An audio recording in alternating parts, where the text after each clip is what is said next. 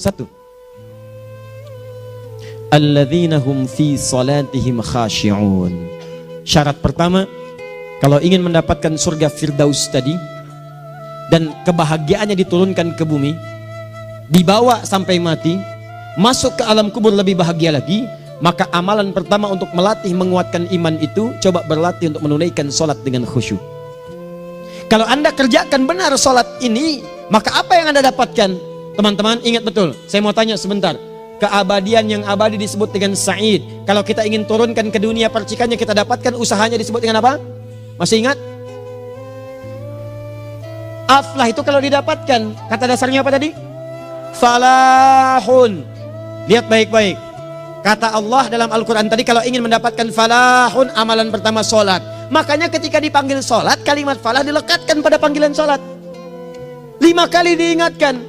Begitu muadzin kemudian azan memanggil Anda, hayya 'alas shalah. Anda bertanya, ya Allah kenapa kami mesti sholat? Dijawab, hayya 'alal falah. Yuk, pagi yuk. Yang sejati datang sini. Belum dapat sujud, belum dapat ruku, saya berikan. Makanya ketika orang sholatnya benar, dia akan mendapatkan 5 keutamaan. Saat di dunia nih, belum ke akhirat, 5 keutamaan yang tidak diberikan pada orang yang tidak sholat. Atau orang sholat tapi sholatnya nggak khusyuk. Sebab syarat mendapatkannya khusyuk. Alladzina hum fi sholatihim khasyi'un. Bukan alladzina hum fi sholatihim saja, tapi ada kalimat khasyi'un. Artinya yang tidak khusyuk saja nggak akan dapat, apalagi yang nggak sholat. Apa yang 5 ini? Lihat baik-baik. 1, orang yang sholatnya benar, pertama kali sebelum mendapatkan kebahagiaan hakiki dari Allah Subhanahu wa Ta'ala, akan dirubah dulu perilaku hidupnya menjadi perilaku yang lebih baik. Kalau orang itu sholatnya benar, maka sholat itu akan melatih dia untuk berubah, bertransformasi jadi orang baik. Itu ada di Quran surah ke-29 ayat ke-45. Innas sholata tanha 'anil fahsya'i wal munkar. Sumber keburukan cuma 2, kalau bukan fahsya itu munkar.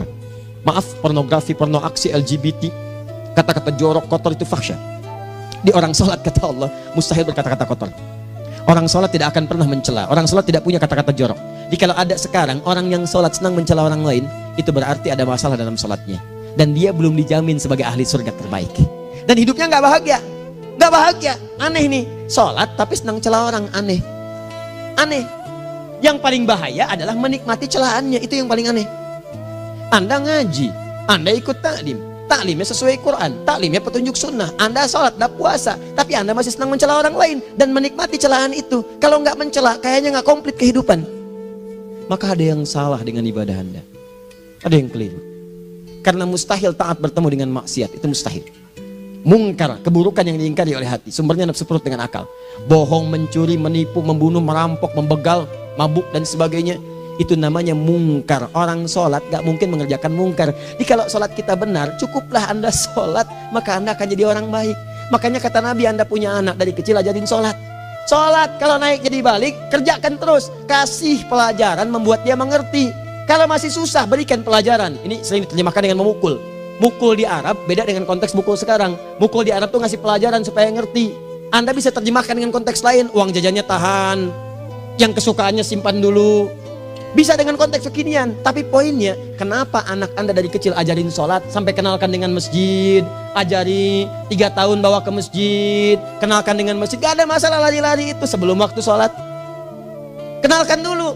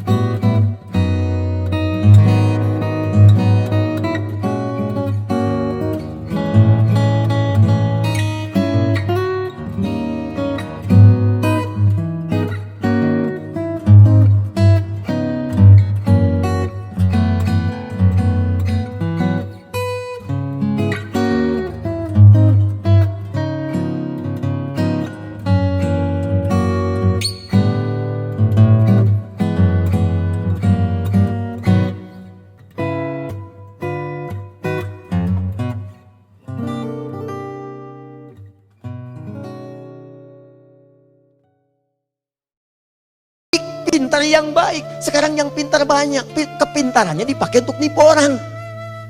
Itu yang bahaya. Ahli hukum banyak yang dihukum. Ahli ekonomi tidak bisa mengangkat perekonomian. Apa yang salah? Apa yang salah? Ini yang jadi persoalan. Tapi dasar manusia begitu di sidang mulai pakai peci, pakai baju koko, pakai tasbih, dan pakai kerudung. Luar biasa. Nih, 2. Orang kalau sholatnya benar, Allah akan berikan ketenangan dalam jiwanya. Tenang hatinya. Jangankan musibah kecil, musibah paling besar pun tenang aja dia. Tenang, dia paham rumusnya. Allahu Akbar. Turun Quran. Surah ke-13 ayat ke-28. Ala bidzikrillahi tatmainnul. Yakinkan pada dirimu zikir kepada Allah membuat hati tenang. Di antara turunan zikir amalannya adalah sholat. Dari mana taunya Quran surah ke-20 ayat ke-14. Innani anallahu la ilaha illa ana fa'budni wa aqimis salata li dzikri. Saya Allah, kata Allah ke Nabi Musa. Tidak ada Tuhan selain saya, sembah saya. Bagaimana menyembahmu ya Allah? Tunaikan salat sebagai zikir kepada saya, zikir. Nah, maka kalau Anda sedang tidak tenang, ayo ke masjid. Banyak zikir itu, baca Quran zikir. Quran surah 15 ayat 9. Inna nahnu nazzalna dzikra. Kami turunkan Al-Quran sebagai zikir. Jadi kalau Anda sedang baca Al-Quran, Anda sedang berzikir. Ibu kalau sedang nggak tenang, Bu, gelisah, nggak enak, nggak usah mengeluh, apalagi bikin status gak karuan. Ibu wudu, ambil mushaf baca. Begitu sedang baca ada ketenangan dalam jiwa. Berdoa, zikir. Kalau sedang nggak tenang besok ada proyek, doa dulu. Doa itu memberikan ketenangan. Makanya doa disebut dengan zikir. Quran surah ke-7 ayat 205. Wadhkur rabbaka fi nafsika tadarruan wa khifatan wa dunal jahri minal qaul. Ayo berzikir, minta kepada Allah dengan segenap jiwamu, mohon dengan penuh ketawaduan. Nanti ketenangan diberikan. Menghafal Quran, baca itu zikir. Quran surah ke-54 ayat 17, 22, 32, 40. Walaqad yassarnal Qur'ana lidzikri fahal mim muddakir. Menyebut nama Allah, Al-Asmaul Husna itu zikir. Sedang ada persoalan, ya Allah, ya Allah, ya Allah, ya Rahman, ya Rahim, ya Malik, ya Qudus, ya Allah, ya Allah, ya Allah, ya Allah. Zikir. Dalilnya Quran surah kedua ayat 152. Fadhkuruni adzkurkum. Sebut namaku, zikir. Apapun akan mengingatmu. Gimana menyebutnya? Ditafsir di Quran surah 17. Ayat keberapa? 110. Qulidullah awid rahman ayyamma tad'u falahul asmaul husna. Sebut nama Allah. Itu menenteramkan pada jiwa. Sedangkan sholat gabungan dari semua zikir tadi. Bukankah dalam sholat Anda baca Al-Quran?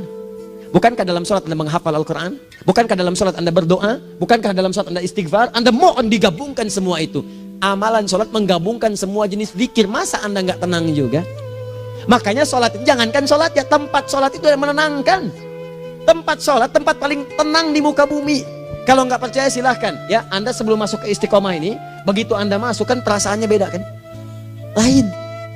Silahkan cek, kalau cari ketenangan datang ke masjid. Masuk, wudhu masuk, sholat 2 rakaat, tenang. Dekat kipas angin, saking tenangnya, plak, ngantuk tidur. Beneran. Enak. Makanya saat Ramadan kalau orang pengen cari ketenangan, lihat. Di perusahaan-perusahaan penuh tuh musola, pada tidur. Ya, mengamalkan hadis palsu. Ya, dia musoim ibadah, tidurnya orang puasa ibadah, hadis palsu. Nah, itu teman-teman. Itu gambarannya tiga. Orang yang salatnya khusyuk benar, itu dijamin langsung oleh Allah Subhanahu wa taala akan dimudahkan semua urusan hidupnya termasuk rezekinya. Ini yang saya katakan. Jadi saya katakan tadi, di akhirat ini, di surga, rezeki tinggal ngambil. Anda kalau benar sholatnya, itu langsung dijanjikan oleh Allah. Rezeki itu nggak perlu Anda banyak pikirkan. Ikhtiar sedikit, datang. Bahkan dari sisi yang tidak Anda duga. Apa dalilnya? Quran surah ke-65 ayat 2 dan 3. Ditafsir di Al-Baqarah ayat 2 dan 3. Wa may yattaqillaha yaj'al lahu makhraja. Ada orang yang meningkatkan takwanya kepada Allah, kami mudahkan urusan hidupnya.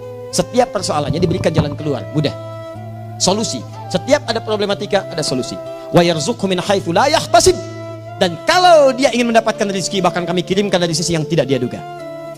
Orang lain capek ini datang lagi, tawaran proyek datang lagi. Utsman tuh Masya Allah kayanya banyak, tapi yang paling dirindukan bukan saat mendapatkan peningkatan omsetnya, yaitu saat dia mendapatkan waktu khusus dengan Allah untuk sholat malam hari, sampai-sampainya sempat sholat tahajud sampai khatam Al-Quran. Abdurrahman bin Auf demikian, Tamim Ad-Dari demikian, sholat karena tahu sholat itu meningkatkan rizki. Karena tahu kuncinya ada di situ, Allah yang punya rizki, disebut dengan Razak, pemilik rizki. Maka saya harus punya hubungan dekat dengan Allah. Kalau sudah punya hubungan dekat, mau apa aja gampang. Belum minta, udah diperhatikan. Silahkan cek, Anda punya hubungan baik dengan bos Anda di kantor. Sebelum Anda minta, beliau udah pikirin tuh. Telepon bendahara. Dia udah ngambil belum gajinya? Belum Pak, tambahkan bonus sekian. Kenapa? Karena dia mengawasi Anda. Allah maha tahu dibandingkan dengan bos Anda. Mendekat kepada Allah semua diperhatikan oleh Allah. Siapa orang takwa itu? Kalimat takwa pertama di Al-Quran Al-Baqarah ayat 2. Amalannya ayat 3. Dzalikal kitabu la raiba fihi hudal lil. Siapa mutakin itu ayat 3-nya? Alladzina yu'minuna bil ghaib wa yuqimunas shalah. Gampang. Kalau pengen mudah hidupnya gampang. Biaya nggak mahal, tenaga nggak banyak, tingkatkan takwa nih. Jadi kalau hidup Anda masih susah, di kantor champion, di rumah tangga bermasalah terus, atau sebaliknya, maka boleh jadi kalau gelar Anda tinggi, harta Anda banyak, tapi selalu punya masalah. Bukan Anda kurang hebat, bukan Anda kurang kedudukan, bukan Anda kurang kaya, Anda kurang takwa. Dan yang paling dahsyat, mungkin sholat Anda belum berkualitas. 4. Orang yang sholatnya benar, khusyuk dia. Bahkan saat sholat itu kalau dia minta, maka seketika doanya akan dikabulkan. Tanpa diskusi, langsung seketika. Contoh, Quran surah ketiga ayat 38-39. Demi Allah saya katakan, Nabi Zakaria punya masalah, masalahnya pelik. Sudah berumah tangga, istrinya divonis monopos, maaf bahkan mandul. Gak mungkin punya keturunan. Maka apa yang beliau kerjakan? Secara singkat beliau sholat. Begitu sholat minta kepada Allah. Hunalika da'a Zakaria rabbah. Di mihrab itu beliau bermohon kepada Allah. Bermohonnya sambil sholat. Qala rabbi habli min ladunka dzurriyyatan thayyibah innaka sami'ud du'a. Ya Allah, mereka katakan saya nggak mungkin punya keturunan. Sekarang saya ingin katakan, ya Allah, saya hanya minta darimu saja, saya nggak akan dengarkan mereka. Ya Allah, mohon Engkau maha mendengar, ya Allah. Maha mendengar doa saya. Kalau kepada yang maha mendengar aja nggak mengabulkan, kepada siapa lagi saya mesti minta? Apa yang terjadi? Fanadatul malaikatu wa huwa qa'imun yusalli fil mihrab. Turun malaikat mengabarkan, sedangkan beliau masih sholat, belum selesai dalam sholatnya. Sholat khusyuk itu belum selesai sholat aja dikabulkan, doa sudah turun. Sholatnya belum selesai, doa sudah dikabulkan.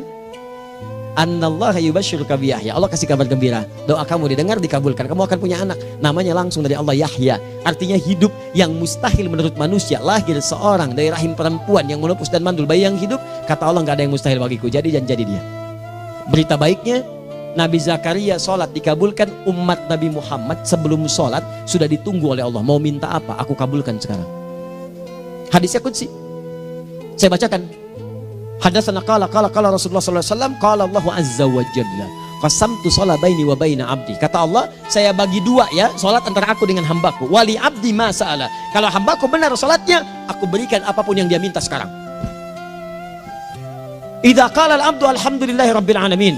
Bagian pertama, kalau hamba benar membaca Al-Fatihahnya dari alhamdulillahi rabbil alamin, kalau Allah azza wa jalla dijawab oleh Allah, hamadani abdi, hambaku sedang memujiku. Wa idza qala ar-rahmanir rahim, jika hambaku berkata ar-rahmanir rahim, kalau Allah azza wa jalla asna alayya abdi, hambaku sedang menyanjungku. Wa idza qala maliki yaumiddin, kalau Allah azza wa jalla majjadani abdi, kalau hambaku mengatakan maliki yaumiddin, kata Allah, hambaku sedang mengagungkanku. Perhatikan sekarang. Wa idza qala al-abdu iyyaka na'budu wa iyyaka nasta'in, jika hambaku berkata sekarang, ya Allah, kami sekarang ibadah, sholat menyembahmu, dan kami sekarang sedang punya masalah, kami hanya minta tolong kepadamu ya Rabb. Apa jawabannya? Beda dengan sebelumnya. Kata Allah, hadza baini wa baina abdi. Inilah perjanjian antara aku dengan hambaku. Wali abdi, kalau hambaku benar khusyuk sholatnya sampai detik ini, baru sampai Al-Fatihah itu pun belum tuntas. Baru sampai Al-Fatihah itu pun belum tuntas. Kalau benar bacaannya, betul sholatnya dari takbir sampai dengan selesainya, sampai ayat itu, iyyaka na'budu wa iyyaka nasta'in, kata Allah, masalah apapun yang dia minta sekarang, aku akan kabulkan. Besok saya kasih rahasia. Yang di KBP ada awal pembuka di awal sebelum Al-Fatihah, yang kalau Anda benar bacanya, itu pengantar kepada pengambulan doa di Al-Fatihah. Apa itu? Besok. 5. Yang kelima ini yang paling diharapkan, dan ini penutup dalam kajian kita malam ini. Teman-teman sekalian, perhatikan baik-baik. Jika Anda benar mengerjakannya, maka Allah akan jamin langsung Anda akan mendapatkan kesuksesan dan kebahagiaan di semua aktivitas Anda. Kalau jadi suami, suami yang sukses, rumah tangga yang bahagia. Kalau jadi pegawai, pegawai yang sukses, dan di kantor bahagia. Masih ingat? Kesuksesan yang menghadirkan kebahagiaan, konteksnya dunia disebut dengan falah, dipegang disebut dengan aflah. Dikembalikan lagi ke atas, ke surah ke-23 ayat 1 dan 2. Qad aflahal mu'minun. Apa amalannya? Alladzina hum fi salatihim khashi'un. Persoalannya, kalau Anda sholat belum mendapatkan satu di antara 5 ini, apa masalahnya? Pertama masalahnya, kata Al-Quran, boleh jadi yang sholat itu belum khusyuk. Apa itu khusyuk? Dua maknanya, dan saya tutup di sini. Apa yang dua itu? Satu, kebanyakan orang sholat masih membawa dunia dalam sholatnya. Makanya kalau pengen khusyuk, kata Allah, maka Anda rasakan akan bertemu Allah. Rumusnya Quran surah kedua ayat 45 sampai 46. Rasakan secara singkat, mungkin itu sholat terakhir yang Anda akan kerjakan dalam kehidupan. Mungkin di sholat itu Anda wafat. Kata Allah, alladzina yadhunnuna annahum mulaqu rabbihim. Orang khusyuk itu sudah kelihatan dari sebelum sholat, dia sudah merasa persiapan menghadap Allah. Persiapan ke manusia aja, dia sudah siap-siap mandi dulu, ganti pakaian, pakai parfum, macam-macam dan sebagainya, hanya memenuhi undangan manusia. Allah mengundang Anda 5 kali dalam sehari. Ya maaf, mengabulkan doa Anda, mencukupkan kebutuhan, menyembuhkan kalau sakit, disiapkan Anda. Harusnya apa? Penampilan sempurna. Kata Quran, orang khusyuk itu kelihatan sebelum sholat, pakaiannya kelihatan. Quran surah 7 ayat 31, ya bani Adam khudzu zinatakum inda kulli masjid. Hai anak cucu Adam, kalau tiba panggilan dari masjid, kenakan pakaian terbaikmu. Di anak cucu Adam tuh kelihatan. Kalau orang khusyuk begitu adzan kelihatan pakaiannya lain. Pakaiannya indah. Khudzu zinatakum, kenakan pakaian terbaikmu. Dipakai bertemu Allah. Bertemu manusia aja pakaian bagus-bagus. Ini aneh ya, ada orang salah ibadah aja. Orang salah ibadah pakaiannya bagus-bagus. Lihat nih hari-hari tertentu besok tuh, orang mau ke tempat masing-masing tuh. Ada yang pakai jas, pakai dasi, pakai batik, pakai kebaya, anaknya dibawa, dikuncir 2, bawa manisan macam-macam. Mau salah ibadah aja tampilan bagus. Masa antum yang benar ibadahnya nggak bagus? Bedakan. Pakaian futsal, pakaian sholat ganti dengan yang sholat. Ini gimana pakaian sholat pakai pakaian futsal? Depannya gambar Messi, belakang Ronaldo. Repot. Malaikatnya juga bilang, kamu salah baju, harusnya Luka Modric.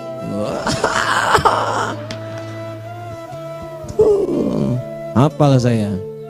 Nah, yang mau tanya apa? Mourinho dipecat saya tahu. Lagi nganggur sekarang, ditawarin Benfica dia nggak terima. Sekarang jadi dia komentator di beIN Sport. Nanti sebentar lagi dia akan komentari laga Saudi dengan Qatar dan komentari laga Arsenal dengan Ipswich. Digantikan oleh Solskjaer. Dia super sub dulu. Ya, super sub. Ya, the baby assassin, ya pembunuh yang berwajah baby face. Masuknya di akhir-akhir. Gol. Sekarang melatih dia 5 kali kemenangan, belum kalah sama sekali. Saya hafal itu. Tapi masih di urutan ke-6. Tapi jaraknya ke yang ke-4 itu tinggal 3 poin lagi. Hafal saya. Liverpool tahu cuma 4 poin sekarang bedanya. Kemarin 7 kalah 2-1 sama Manchester City. Walaupun banyak analisis yang menyebutkan mungkin itu diberikan saja gitu kan. Karena ada yang lain-lain. Hafal kedua Manchester City. Hafal saya.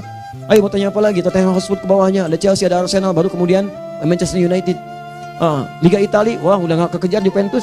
Ya, apa lagi? Dan seterusnya lah. Gak ada ujungnya bahas yang begituan. Jelas ya? Maksud saya, Anda tanya itu saya jawab. Tapi tidak menghilangkan ibadah kita yang lain. Dan apa ruginya? Ya tahajud dah. Apa yang bisa dikerjakan besok, lihat besok. Ya kan tahajud kan bisa besok. Ada orang tahajud jam 10 pagi? Gak ada. Lebih baik Anda kerjakan malam tahajud. Yang tidak bisa dilihat malam bisa dilihat besok. Cara berpikirnya bagaimana kalau besok meninggal? Gak kesampaian teman-teman sekalian. Gak kesampaian. Nah maka dari itu, Anda kalau mau ada panggilan sholat, siap-siap baju yang bagus. Itu sempurnakan. Anda panggilan orang mandi, panggilan Allah. Buka Quran surah 5 ayat 6. Sempurnakan wudhu. Ya ayyuhalladzina amanu idza qumtum ila shalah faghsilu wujuhakum. Wudhu yang baik. Berpakaian yang rapi. Kenapa? Karena boleh jadi saat dipanggil Anda wafat saat itu. Maka wafat Anda dalam keadaan yang suci, dengan keadaan tobat, dengan pakaian terindah pada saat itu. Yang kedua, maaf, orang-orang kurang khusyuk itu saya tutup. Yang kedua itu karena kebanyakan orang sholat tidak paham, tidak mengerti apa yang dibaca dan dilakukan dalam sholatnya. Jujur pada diri sendiri, jawab pada diri Anda. Sampai sekarang Anda sholat, berapa persen bacaan sholat yang Anda pahami? Jangan-jangan selama ini Anda sholat ribuan kali sujud, ribuan kali ruku. Gak ada yang paham yang dibaca. Sekian persen yang paham. Bagaimana sholat Anda bisa khusyuk? Pekerjaan Anda dipahami, urusan akhirat Anda gak dipahami. Di mana cara berpikirnya? Aku yang bagaimana atau engkau yang harus bagaimana? Ya, coba berubah. Nah ini baru satu amalan, belum yang lainnya. Ada 5 amalan lagi yang kalau kita bisa turunkan itu, selain sholat yang khusyuk, maka jaminan tadi akan datang. Baru sholat khusyuk aja 5 datang, apalagi ditambah dengan 5 amalan lainnya lagi. Demi Allah saya katakan, dunia kecil sekali, gak ada nilainya. Akhirat aja enak, nikmat. Saya ketemu Ustaz Arifin beberapa waktu lalu, dan kita doakan semoga Allah berikan kesembuhan.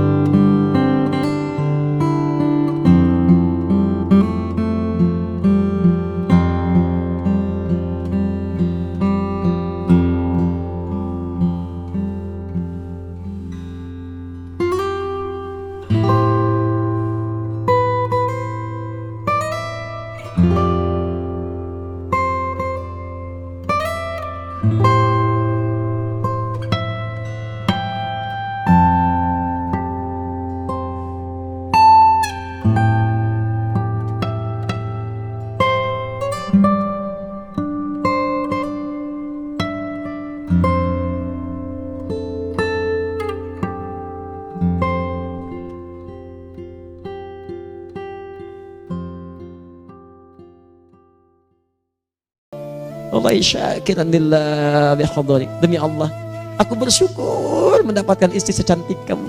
Kata istrinya, nahnu fil jannah zauji, kita berdua di surga. Ah, kata suaminya, kok bisa begitu jawabanmu? Iya, kamu bersyukur dengan keadaanku, aku bersabar dengan keadaanmu. Catat. Bukankah orang syukur dan sabar di surga? Tuh lihat, canda-canda orang-orang soleh itu begitu. Nikmat ketawa walaupun nyelekit di hati. Cuman bawaannya enak gitu. Nah, nanti itu ada tuh, nanti saya turunin tuh. Yang di rumah tangga, yang ini, yang itu nanti. Kapan? Pertemuan berikutnya. Ya, jadi kita cukupkan dulu di malam ini apa yang kita pelajari supaya nanti nggak terlampau banyak kita dapat materi. Cuma sayang sedikit mengamalkan. Saya sudah tuangkan di sini. Banyak saya tuliskan termasuk di keluarga, di macam-macam. Ini saya tulis tapi silahkan Anda baca. Kalau ada manfaat silahkan dapatkan. Kalau ada yang kurang silahkan sampaikan untuk dikoreksi. Semoga Allah muliakan kita semua insya Allah. Sekali lagi, perbaiki hidup. Jangan banyak mainnya. Dan sudah, jangan banyak membuang dengan yang sia-sia apapun yang dihadapi. Sekali lagi, tolong jaga kondusivitas, bantu negara kita, ketertiban, keamanan. Kalau saya menyampaikan sesuatu ada singgungan dengan yang kekinian, itu maksudnya koreksi masukan-masukan supaya diperbaiki. Tapi tetap dalam urusan pemilihan kita punya pilihan masing-masing yang tidak boleh dipaksakan. Jelas ya? Baik, jadi ya saya sampaikan sekali lagi. Pertama, pilih mana? Anda dipaksa harus ikut, atau yang kedua, kita bebas memilih sesuai. Dah. Sudah ya. Jadi kita akhiri. Subhanakallahumma bihamdika asyhadu an la ilaha illa anta astaghfiruka wa atubu ilaik. Wa akhiru da'wan alhamdulillahirabbil alamin. Berjumpa besok sesi terakhir fikih ikhtilaf di Masjid Ar-Rahman Kota Baru Parahyangan. Assalamualaikum warahmatullahi wabarakatuh.